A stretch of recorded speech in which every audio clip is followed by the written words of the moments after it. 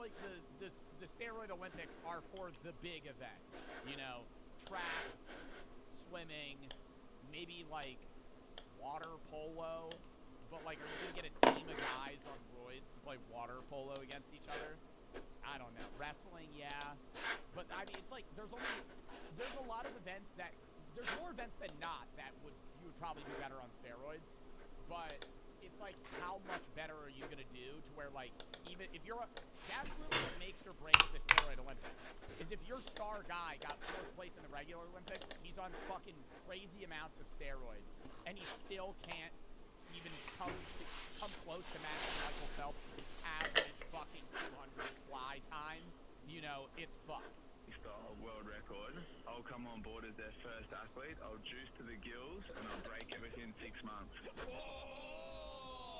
Organisers took the offer, putting out a bounty for breaking the record under the enhanced games. That's one big carrot. It's a big carrot. He became the first official athlete to join the games, and his transformation quickly drew attention. Bro, I feel like at some point though, it's like, yo, his big ass ain't getting through the water now. You know what I mean?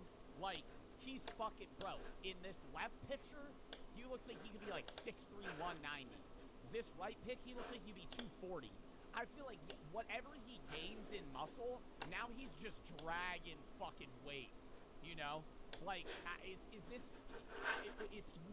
gaining anything off of the power enhancement that he's losing in, like, weight gain and how much he has to pull himself? Like, the fatigue's gotta be crazy, even with the steroids. Are you seeing what I am seeing? But the concept of the steroid Olympics isn't new. It was first mocked by SNL back in 1988. The first all-drug Olympics open today in Bogota, Colombia.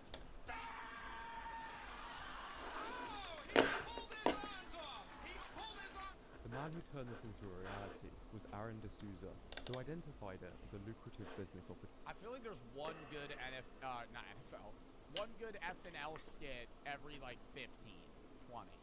You know, you see the good. Like, if you watch a full show of Saturday Night Live, you'll have like 1 or 2 skits that you're like, this is funny, and the other ones you're like, oh, why did they include that? They mapped that out. Like, I watched one recently that was about this woman that got a bad haircut. It was like some dinner, and she shows up and she just has the worst haircut ever. And they're like trying to ignore it, and then she turns around, she has a bald spot in the back of her head, and they're like, ooh, no, it's good. Like, that's not, I don't know. I feel like that's not that good. That's not funny. D'Souza noticed a few issues with the Olympics. The first one being doping. 44% of Olympians admit to using banned performance-enhancing drugs within the last year, according to research. And the other... Really? So the people in the Olympics are already roiding, so it doesn't matter. The average person in the Olympics may be using steroids. So it's like, all right, well now we're gonna make it that they're allowed to use them. You know, probably all that. Are losing. Yeah, exactly. What's the most prestigious event?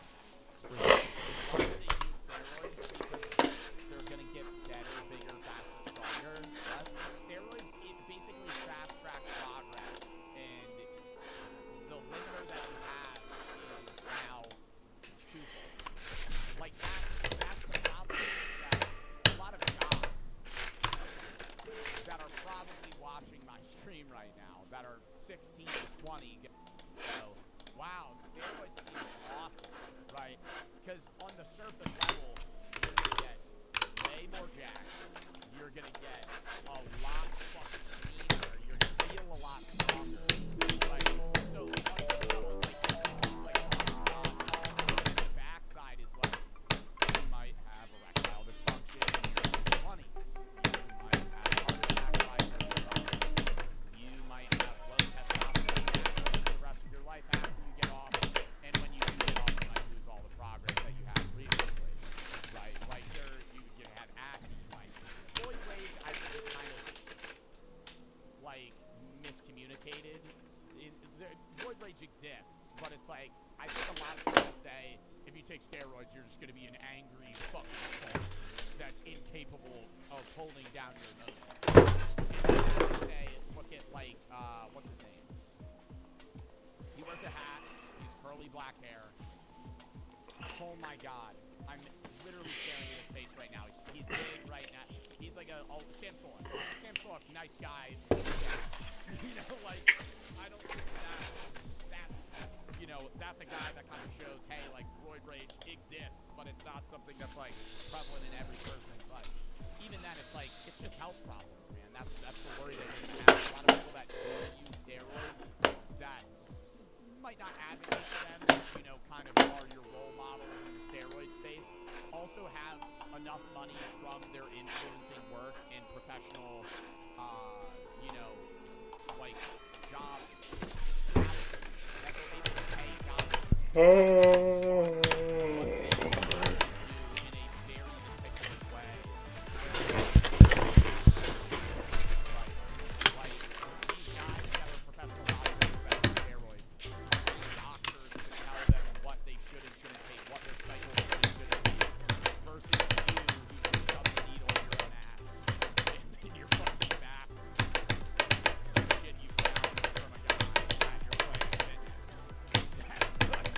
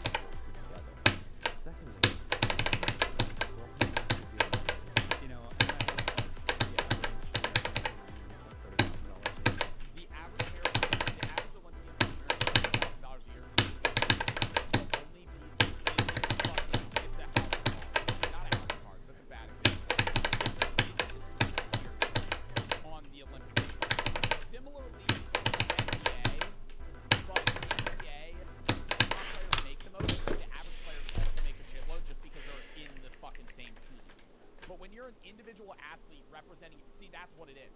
Like, if you're a part of the NBA, you're one of the best NBA players of all time. I was just talking to this about with my friends the other day. Say you're starting player or you're first off the bench. You play every game, every other game. You're a no-name. You're still on the Lakers, but you're a no-name. You're getting paid $5 million a year because you're a part of the team that LeBron or these other guys are on. Wembanyama or whatever, Jokic, all these fucking crazy players that are like the star athletes. Now you transfer to swimming. Michael Phelps in his time was the best fucking swimmer, and it wasn't even close. Maybe the second, third guy behind him was known. Or what was the girl this year that just swam and broke the fucking world? Katie Ledecky or whatever her name was. She fucking was insane, and she got a bunch. Yeah, Ledecky got a bunch of sponsorships and a bunch of offers and shit like that. So who's second? Who's in second place? I don't know. Because it's not a team sport. So if you're a part of the Olympic, top 5, and you're not 1 or 2, no one knows you. So it doesn't matter that you're the 5th best runner in the world. You're a nobody in a marketing perspective because that's how they make money. They don't get paid. Countries pay Olympic athletes varying amounts depending on what country you're part of and how well you perform. In some countries, I believe like Great Britain, just give salaries to Olympic athletes so they can help train, and it like helps prevent them from having to get like 9-to-5 jobs so they can focus on training. Because if you look at the top track athletes in the world right now, Noah Lyles, number 1. You could say like Christian Coleman. You could even say like Asaf Powell. You could have all these other guys that are Tyson Gay, people that still might run. They get crazy offers because they're in the most popular event and they're top 5. If you're the 3rd best steeplechase runner in the world, you're probably working an accounting job on the side because nobody watches fucking steeplechase. Nobody knows who the fucking 5th best 3,000-meter runner is because that's an unpopular event. It's like you making them on steroids isn't getting them more money. That's my point. If you get this guy on steroids and you're like, we're gonna roid him up and pay him better, you're fucking 6th place, bro. You're not. That guy's not gonna get like. You can't give him a salary. It's a part of what makes the enhanced games so tempting. Instead of waiting 4 years for a shot at Olympic glory and scraping by on low pay, athletes here are offered millions, with events held each year, not just once every 4 years. How are they offered millions of dollars for getting like 10th? They're probably dropped. They have to be dropped like fucking on a dime, dude. Like instantly. There's no way they can keep you on $1 million salary for you to get fucking 8th place, taking steroids, swimming the fucking 200 butterfly. But money isn't the only motivator. At the heart of it is a bold and controversial claim that performance enhancement shouldn't be hidden. It should be embraced. The companies sponsoring it? What companies are sponsoring the steroid games? Fucking Blue Chew? What companies is fucking getting into this? But it, even celebrated, is the next evolution of elite sport. But what brand wants to be associated with drug use? The Olympics relies on sponsors and billion-dollar TV deals. Oh, it's like I was making a fucking foundational point there.